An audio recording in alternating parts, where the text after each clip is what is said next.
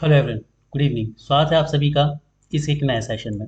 तो जैसा कि आप सभी को पता है कि हमारी 5000 एमसीक्यू की ये पीडीएफ चल रही है और 5000 एमसीक्यू की इस पीडीएफ सीरीज़ में मैं आपको 5000 जो है इंपॉर्टेंट क्वेश्चन कराने वाला हूँ। इसमें सारे सब्जेक्ट जो हैं आपके कवर होंगे। तो यहाँ पर आज हमारी जो क्लास है वो इंडस्ट्रियल रिलेशन की प्रैक्टिस क्वेश्चन की क्लास नंबर 2 है। अब यहाँ पर एक छोटा सा डाउट मैं सभी बच्चों को क्लियर कर दूँ कि ये जो क्लास है ना, ये दो टाइप की क्लास है। 5000 एमसीक्यू की यदि मैं बात करूँ तो 5000 एमसीक्यू में मैं आपको दो तरह से कराने वाला हूँ। एक तो मैं कराने वाला हूँ आपको पीवाईक्यू और दूसरे में कराने वाला हूँ आपको प्रैक्टिस क्वेश्चंस।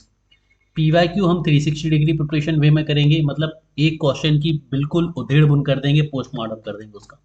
और पीवाईक्यू जो है वो स्पीडी रिवीजन के लिए आपके, ताकि हर एक सेक्शन जो है ना वो आपका कवर हो जाए, हर एक कोना जो है ना वो आपका हर एक सब्जेक्ट का कवर अप हो जाए। तो उस तरह से हम पी क्यू को देखेंगे।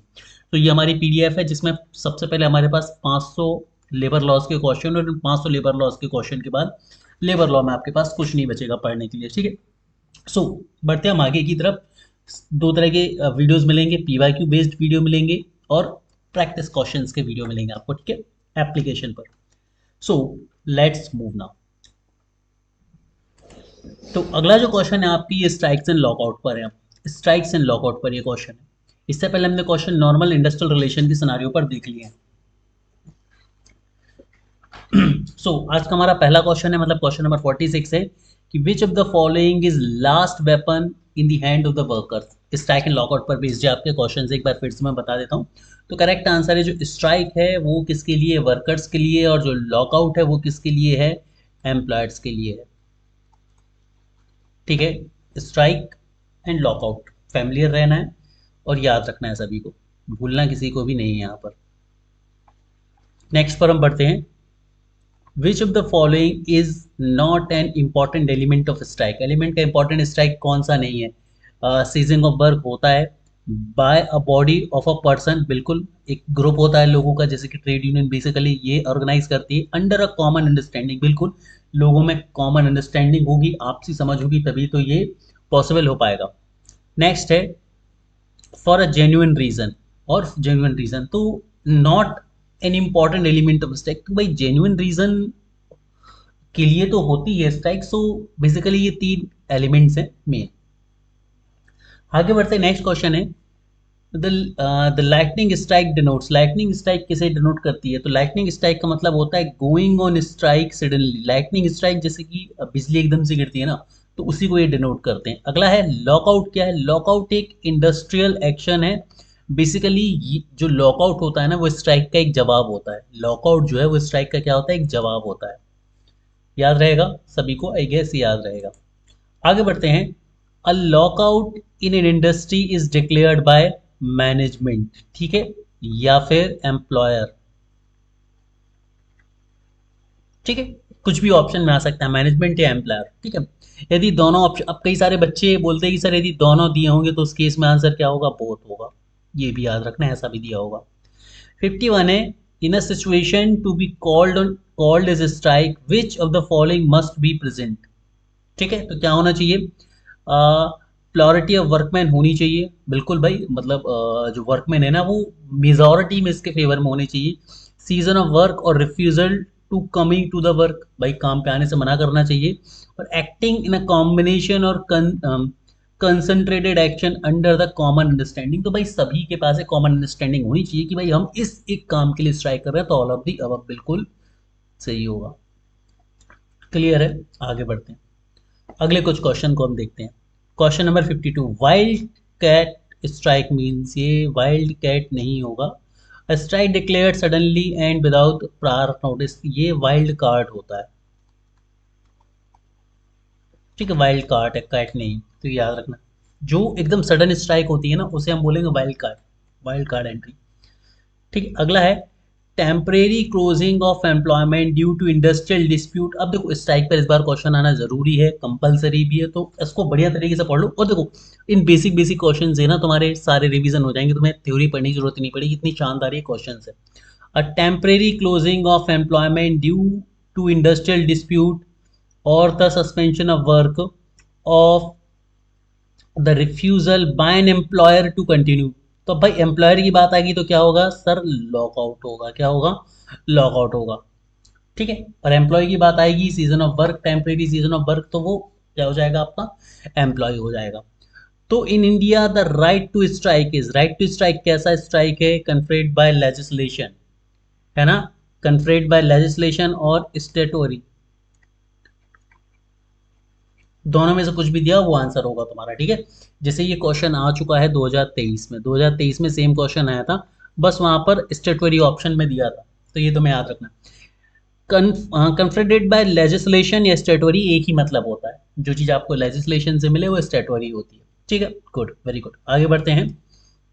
As per the industrial dispute act 1947, strikes and lockout in public utility services will be legal only when.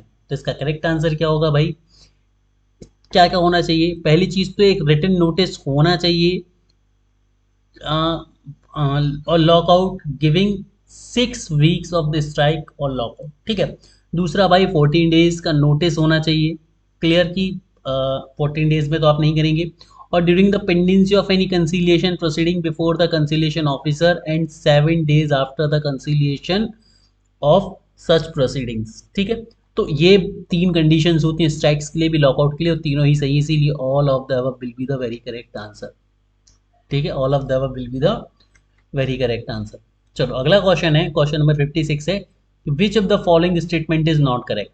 आज हम 2 से 3 हेड को कंप्लीट करेंगे, स्ट्राइक एंड लॉकआउट को, रिट्रेंचमेंट को, ऐसे 2-3 हेड्स को हम क्लियर करेंगे, और हेड्स बाय यहाँ पर आपको क्वेश्चन मिल रहे हैं। नेक्स्ट है, द नोटिस ऑफ लॉकआउट और strike shall not be necessary where there is already in existence a strike or as may be in case of lockout in public utility services. तो कौन सा सही होगा, क्या क्वेश्चन पूछा जा रहा है, क्वेश्चन को समझो। क्वेश्चन क्या बोल रहे हैं कि which of the following is not correct, कौन सा सही नहीं है।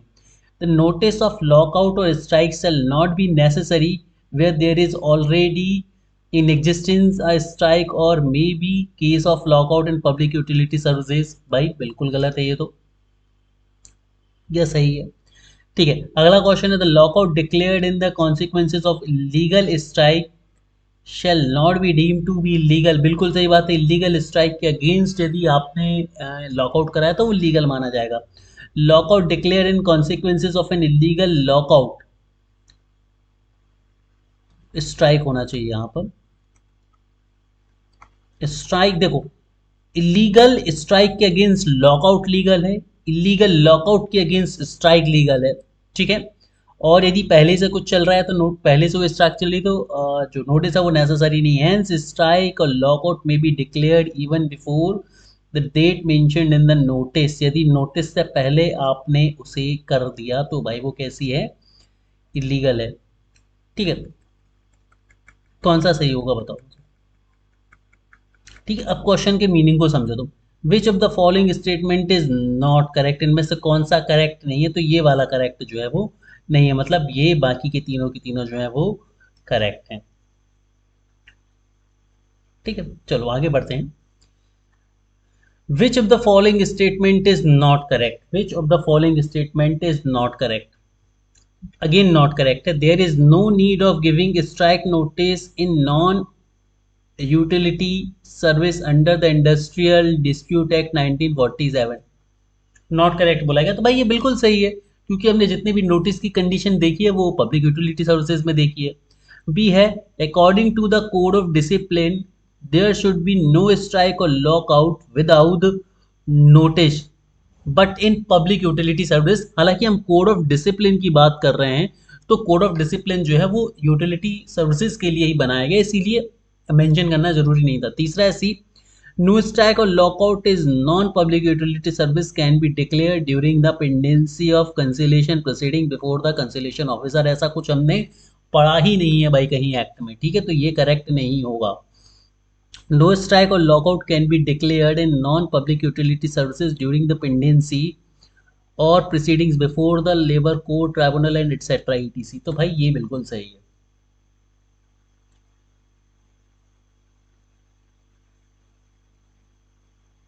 ठीक है, चलो वेरी गुड। अब इस पे एक चीज समझने की कोशिश करो, बिल्कुल कंफ्यूज मत करना, ये तुम गलती करके आओगे, क्योंकि यहाँ पर मैं समझा देता हूँ। देखो, पहली चीज तो जो नोटिस वाला सिनारियो है ना, वो पहली चीज़ ये समझ लो, देखो जो नोटिस वाला सिनारियो है ना तुम्हारे लिए, इस चीज़ को बहुत अच्छे से समझ लो। जो नोटिस वाला सिनारियो है ये पब्लिक यूटिलिटी सर्विसेज के लिए है, ठीक है, पीयूएस के लिए, पब्लिक यूटिलिटी सर्विसेज के लिए, नॉन पीयूएस के लिए नहीं है, ठीक है। दूसरी चीज़, नॉन पीयूएस के बारे में समझ लो। नॉन पीयूएस में यदि कोई कंसीलिएशन प्रोसीडिंग चल रही है, ठीक है, कंसीलिएशन प्रोसीडिंग चल रही है तो स्ट्राइक लीगल है। लेकिन यदि लेबर कोर्ट, लेबर ट्राइब्यूनल और नेशनल ट्राइब्यूनल में कोई केस चल रहा है तो फिर स्ट्राइक इलीगल मानी जाएगी, नहीं कर सकते आप स्ट्राइक, ठीक है। ये भी आपको याद रखनी है, ये बात यहाँ पर कही जा रही है बेसिकली मेयरली, ठीक है। अगला क्वेश्चन है, क्वेश्चन नंबर 58 है आपके लिए। A strike in pursuance of industrial dispute has already commenced and in existence. The appropriate government has referred the dispute to the labor court but did not prohibit the continuance of strike under the section 3 of the section 10. The continuance of that strike during the pendency of proceeding before the labor court will be। अब ध्यान से समझिए, देखो कितना अच्छा question, मैं वही बोल रहा हूँ कि क्वेश्चन मैं बहुत बढ़िया लेकर आया हूँ, तुम्हें मजा आ जाएगा। तो एक चीज समझो तुम लोग यहाँ पर, जो कि बहुत जरूरी है तुम्हारे लिए, ये लीगल होगी। देखो अब आप लोगों के मन में एक डाउट होना चाहिए कि यहाँ पर हमने देखो क्या बोला है कि लेबर कोर्ट, ट्राइब्यूनल और नेशनल ट्राइब्यूनल के सामने यदि कोई केस चल रहा है तो वहां पर नॉन पब्लिक यूटिलिटी में जो है स्ट्राइक नहीं होनी चाहिए, ठीक है। लेकिन और नहीं होनी चाहिए मतलब होगी तो उसे इलीगल माना जाएगा। फिर सर यहाँ पर आप लीगल आंसर को सही क्यों बता रहे हैं? तो सर इसलिए बता रहे हैं सही क्योंकि ऑलरेडी कमेंस्ड दिया हुआ है। मतलब ये है कि जब इस स्ट्राइक का मैटर कोर्ट में पहुंचा, उससे पहले से यदि स्ट्राइक चल रही है, उससे पहले से यदि लॉकआउट चल रही है तो लीगल है। लेकिन यदि केस में जाने तक कोई स्ट्राइक या लॉकआउट नहीं है तो उसके बाद यदि किया जाता है तो वो इलीगल माना जाएगा। तो ये याद रखना है तुम्हें। 59 है, workers in public utility services went on strike without giving any notice. Soon thereafter, the employer also, without giving any notice, declare the lockout. Will that lockout be legal, illegal, out of the preview of the act or whatever? तो याद रखना legal. अब इस चीज को भी ध्यान से समझो। देखो मैं क्या बोल रहा हूँ, हर एक छोटे छोटे एस्पेक्ट पर ना क्वेश्चन को मैंने रखा है। हर एक छोटा छोटा एस्पेक्ट, हर एक छोटा छोटा डाउट जो है ना वो तुम्हारा क्लियर हो जाएगा। तो देखो इस चीज को बढ़िया तरीके से समझो। यदि बिना नोटिस के लॉकआउट किया जाता है इलीगल, तो याद रखना without notice in public utility services strike and lockout illegal है। क्या होंगे? इलीगल है, ठीक है। क्या होंगे भाई? इलीगल है। बट स्ट्राइक और लॉकआउट, ये कुछ गड़बड़ लिख गया, देख लेना तुम लोग, है ना। इस लॉकआउट लिखना चाह रहा हूँ मैं यहाँ पर। अरे यार इसको इरेज ही कर देता हूँ, चलो मैं।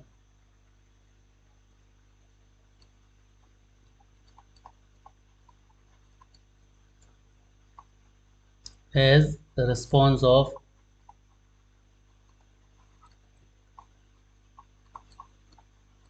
इलीगल स्ट्राइक और लॉकआउट इज लीगल। मतलब ये है कि यदि बिना नोटिस के स्ट्राइक या लॉकआउट किया तो वही लीगल है, पर यदि स्ट्राइक या लॉकआउट रिस्पॉन्स है किसका? इलीगल स्ट्राइक या लॉकआउट का, तो विदाउट नोटिस भी वो लीगल माना जाएगा, ठीक है। विदाउट नोटिस भी वो क्या माना जाएगा? लीगल माना जाएगा। तो ये तुम्हें याद रखना है। अब देखो सारे केसेस, मैंने सारे पॉसिबल केसेस पर क्वेश्चन लिखा है और क्वेश्चन आपको इससे अच्छी चीजें कहीं नहीं मिलेंगे, मेरा दावा है। अ trade union in a steel factory served a notice of strike on 1st January, but the union went on strike in the middle of May. Will the strike be legal, illegal या कुछ भी? तो देखो 1 जनवरी को दिया लेकिन आप कहाँ पर गए? मिडल ऑफ मे में गए। 6 महीने का नोट, 6 वीक का नोटिस दिया जाता है, सॉरी। तो लीगल है भाई ये स्ट्राइक। कैसी है? लीगल है। आगे बढ़ते हैं, ठीक है। अगला है an award was given on the subject of bonus 3 months back and it is still in operation. The union decided to go on strike on the same issue of revision of wages in that organization. Will that strike be legal होगी भाई? बिल्कुल legal होगी, कोई दिक्कत नहीं। अब अगले जो क्वेश्चन है आपके वो ले ऑफ पर है। किस पर है? Lay off. ले ऑफ का मतलब क्या होता है? टेम्परेरी वर्कर्स को वर्क प्लेस से निकाल देना ले ऑफ कहलाता है। और उसके पीछे रीजन क्या होता है? Shortage of raw material, shortage of work etcetera, या इनकैपेबिलिटी टू पे सैलरीज और वेजेस बाय एम्प्लॉयर। आगे बढ़ते हैं। तो general provisions regarding lay off are giving in industrial dispute act 1947 is, किस सेक्शन में ले ऑफ से रिलेटेड बात करी गई है? ठीक है, किस सेक्शन में करी गई? तो इसका करेक्ट आंसर है chapter V section A, V A में करी गई है बात। ठीक है, अगला क्वेश्चन है 63। The general provision regarding lay off apply to, the general provision regarding lay off apply to किस पर अप्लाई होता है? तो industrial establishment in which at least 50 workman are employed and which are not of seasonal character. बहुत important question है ये कि जो जनरल प्रोविजंस होते हैं ले ऑफ के वो कहाँ पर अप्लाई होते हैं? हर उस इंडस्ट्री में जहाँ पर 50 वर्कमैन हो कम से कम और वो सीजनल नेचर का ना हो। अगला क्वेश्चन है क्वेश्चन नंबर 64, कहता है the period of 1 year of continuous service under the industrial dispute act 1947 means. तो 1 साल की कंटिन्यूस सर्विस कब बोली जाती है? 240 दिन की बोली जाती है। अब ये याद रखना है, but 240 days for 1 year case and 120 days for 6 month case. ठीक है, इसके अलावा हमने एक और चीज़ देखी थी, और वो कौन सी चीज़ देखी थी भाई? 190 डेज वाला सिनारियो भी हमने देखा था। 190 डेज वाला सिनारियो हमने किस में देखा था? यंग पर्सन और चाइल्ड के केस में। ठीक है, यंग पर्सन और चाइल्ड के केस में हमने क्या देखा था? 190 एंड 95। ठीक, ये सिनारियो हमने देखा था ईयर और 6 मंथ के लिए रिस्पेक्टिवली। क्वेश्चन नंबर 65 है whenever a workman is laid off under the Industrial Dispute Act 1947, the employer will pay him layoff compensation which will be equivalent to। अब देखो बहुत प्यारे प्यारे क्वेश्चंस आ रहे हैं। क्या बोला जा रहा है कि 1947 के तहत यदि किसी एम्प्लॉयर को ले ऑफ करा जाता है तो कितना कंपनसेशन उसे दिया जाएगा? तो ये कंपनसेशन होता है 50% of the total basic veg and dearness allowance. ठीक है, ये तुम्हें याद रखना है। ठीक है, मतलब क्या हुआ कि भाई 50% जो होती है उसकी मंथली वेज का 50% एज अ कंपनसेशन देना होता है ले ऑफ करने पर। 66 क्वेश्चन है in which of the following situation lay off compensation shall not be paid to the workman, मतलब किस कंडीशन में वर्कमैन को ले ऑफ कंपनसेशन जो है वो नहीं दिया जाएगा?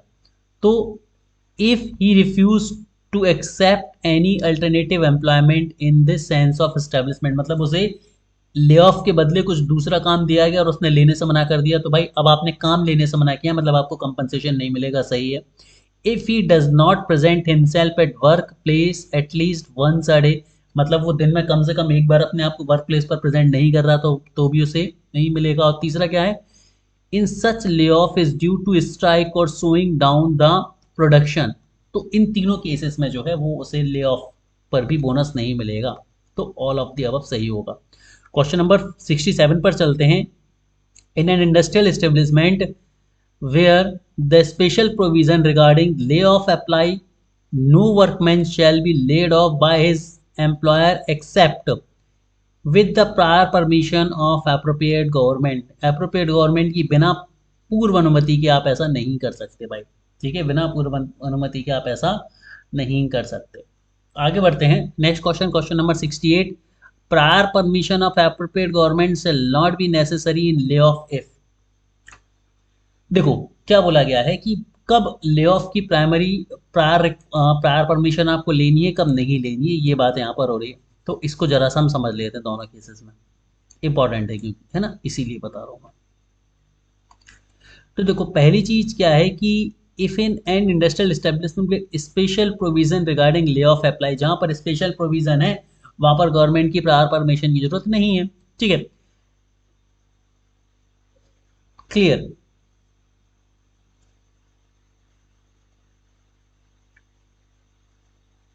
है ना, सॉरी मतलब स्पेशल प्रोविजन है तो बिना प्रायर परमिशन के तो आप उसे नहीं निकाल सकते, लेकिन prior permission of appropriate government shall not necessary, किस केस में नेसेसरी नहीं होती है वो देख लो जरा आप।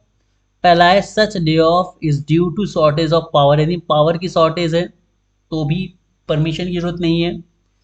कोई नेचुरल क्लैमिटी आ जाए, बाढ़ आ जाए या ऐसा कुछ हो जाए, अर्थक्वेक आ जाए, ठीक है, कोरोना वायरस आ गया तो इस सिनेरियो में भी नहीं है। In case of mines due to fire, flood, excess of inflammable gas और एक्सप्लोजन, मतलब इनमें से कुछ भी हो जाए और उसकी वजह से ले ऑफ हो रहा है तो भी आपको प्रायर परमिशन की जरूरत नहीं है। तो in all of the cases important. अब ये चीज़ हमने थ्योरी में नहीं पढ़ी थी और थ्योरी में ये चीज़ हम समझते भी नहीं है, इन्हें छोड़ देते और इस पर क्वेश्चन आ गया ना तो बल्ले बल्ले।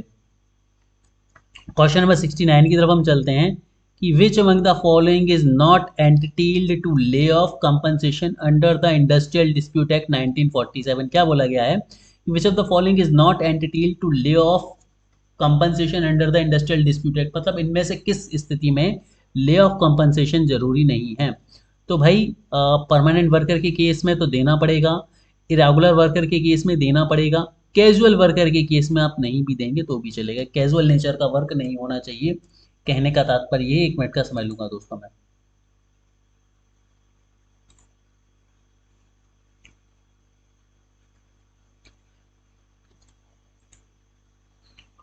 अच्छा, यहाँ पर मैं आपको बताना चाहूंगा कि आज की क्लास में हमने दो वीडियोज ऐड करे हैं, है ना। पहला वीडियो जो है वो आपका अकाउंटिंग का वीडियो है, ठीक है, और दूसरा वीडियो आपका ये वाला वीडियो है प्रैक्टिस क्वेश्चन वाला। अकाउंटिंग का PYQ का है और ये प्रैक्टिस क्वेश्चन है आपका, ठीक है, तो याद रखना है सभी को। अगले क्वेश्चन की तरफ हम चलते हैं। क्वेश्चन नंबर 70 आपकी स्क्रीन पर ये रहा। Every workman whose name is born in the muster roll of industrial establishment and who present himself for work at establishment shall be deemed to be laid off if the employer does not provide him work within 2 hours of his presenting। मतलब भाई जिस employ का name muster muster roll में है, यदि वो उस जगह पर है, काम वाली जगह पर, और उसके उपस्थित होने के, प्रेजेंट होने के 2 घंटे के अंदर यदि उसे काम नहीं मिलता है तो उसे लेड ऑफ माना जाता है, ठीक है। बहुत इंपॉर्टेंट फैक्ट है ये, और ये गोल्डन फैक्ट में मैंने कवर कराया है। A lay off is declared in case of failure of power or shortage of raw material, सही है। सरप्लस लेबर के केस में ले ऑफ का प्रोविजन नहीं है। When worker threaten to go strike, इस केस में भी ले ऑफ आप नहीं कर सकते। The employer is running in heavy loss, तो ये भी ऐसा कोई सिनेरियो नहीं है, तो ये याद रखना है। अगला क्वेश्चन है the maximum period for which workman can be laid off during any period of 12 month under the industrial dispute act 1947, तो ये 45 डेज। बहुत इंपॉर्टेंट क्वेश्चन है कि आप मैक्सिमम 45 दिन तक ही किसी भी व्यक्ति को ले ऑफ कर सकते हैं, ठीक है। नेक्स्ट है inability to give employment to a workman on account of shortage of coal, power, raw material, of the accumulation of stock or the break down of machinery is called lay off. मतलब इनमें से किसी भी चीज की वजह से यदि एम्प्लॉयर काम उपलब्ध नहीं करा पा रहा अपने वर्कर्स को तो माना जाएगा कि उसने ले ऑफ करा है, और ले ऑफ करा है तो आपको कंपनसेशन देना पड़ेगा। अगला रिट्रेंचमेंट, मैंने क्या बोला, 2 से 3 हेड पर मैं आज की डेट में क्वेश्चन आपको करा दूंगा, ठीक है। तो अब बात करते हैं हम रिट्रेंचमेंट के क्वेश्चन पर। तो रिट्रेंचमेंट हम सभी को पता है, जॉब को टर्मिनेट कर देना किसी भी रीजन की तरफ।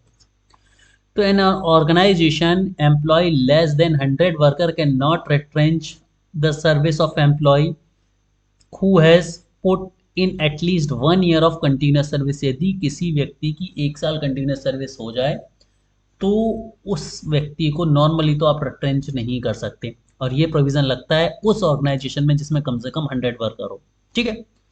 तो 100 वर्कर प्लस 1 डे, तो याद रखना है 100 वर्कर्स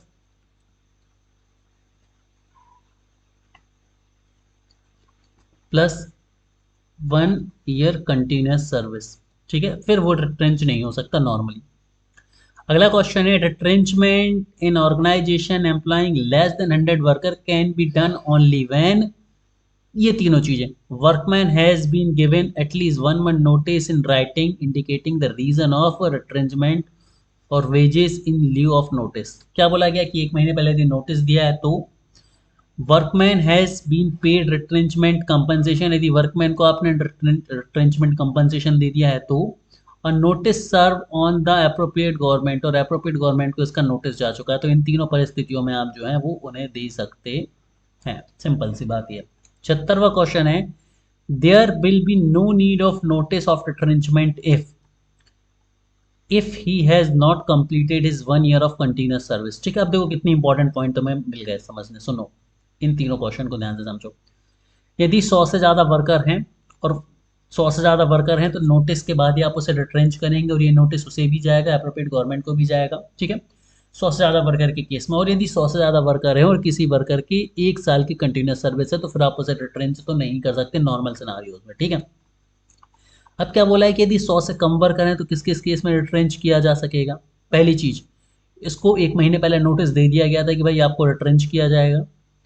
ठीक है, उसको यदि कंपनसेशन दिया जा चुका है रिट्रेंचमेंट का तो, और गवर्नमेंट को भी इसके नोटिस को सर्व किया जा चुका है तो इन तीनों में केसेस में रिट्रेंचमेंट पॉसिबल है। ठीक है, वहां पर जहां पर 100 से कम एम्प्लॉयज हो। ठीक है, अगला क्वेश्चन है कि भाई किस केस में आपको नोटिस देने की जरूरत नहीं। मान लो किसी एम्प्लॉय ने 1 साल की कंटिन्यूस सर्विस पूरी नहीं करी है।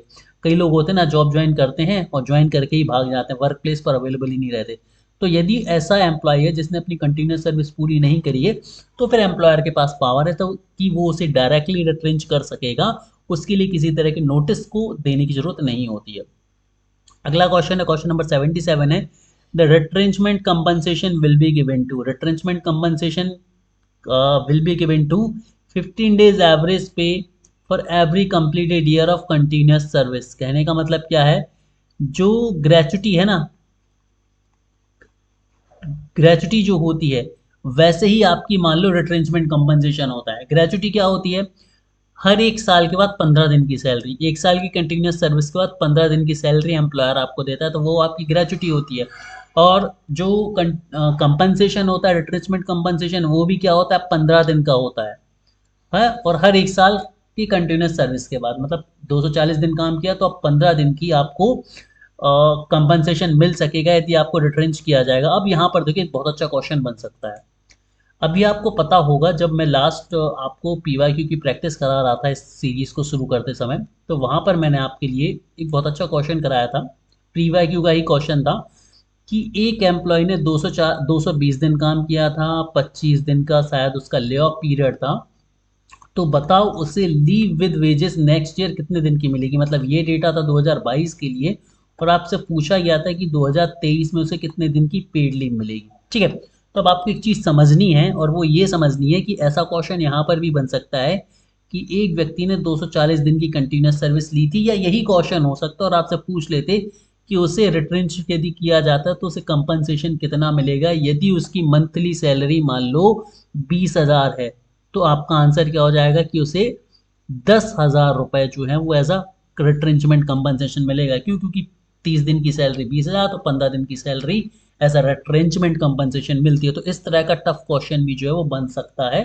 तो मैं वही बोल रहा हूँ कि यदि आप इस सीरीज को देख रहे हो ना, तो आपके लिए कोई भी क्वेश्चन मुश्किल नहीं रहने वाला है। ठीक है, अगला क्वेश्चन है, क्वेश्चन नंबर 48 है कि ऑर्गेनाइजेशन एम्प्लॉइंग 100 और मोर वर्कमैन व्हेन will चलो, organization employing 100 and more workmen will be required to give a notice for the retrenchment for retrenching an employee, which should be 3 month notice in writing indicating the reason of retrenchment। तो अब आपको समझना है ये चीज़। देखो, यदि 100 से ज़्यादा एम्प्लॉय हैं तो 3 महीने का नोटिस देना कंपलसरी है। ठीक है, उस एम्प्लॉयर को रिट्रेंचमेंट करने से पहले। अगला क्वेश्चन है, appropriate government either on its own or the application made by the employer or any workman may review its order granting or refusing permission for retrenchment if the appropriate government refer this matter to the tribunal for adjudication। The tribunal in such a situation will submit its award within the period of। क्या होगा इसका answer, 30 days में। कहने का मतलब ये है कि रिट्रेंचमेंट से रिलेटेड कोई भी केस यदि ट्राइब्यूनल के पास जाता है तो ट्राइब्यूनल को 30 दिन के अंदर उसका डिसीजन देना होता है। बस सिंपल सा क्वेश्चन यही कहना चाह रहा है। ठीक है, तो तुम्हें बस बेसिक सी चीज़ याद रखनी है कि यदि कभी भी रिट्रेंचमेंट से रिलेटेड कोई भी इशू कोर्ट के पास जाएगा तो कोर्ट को उसको 30 दिन के अंदर सॉर्ट आउट करना है। सिंपल सी बात यह है। ठीक है, 30 दिन के अंदर ट्राइब्यूनल्स को एजुडिकेशन के लिए यदि कुछ जाता है तो अपना अवार्ड देना है 30 दिन के अंदर, ठीक है। अगला क्वेश्चन है,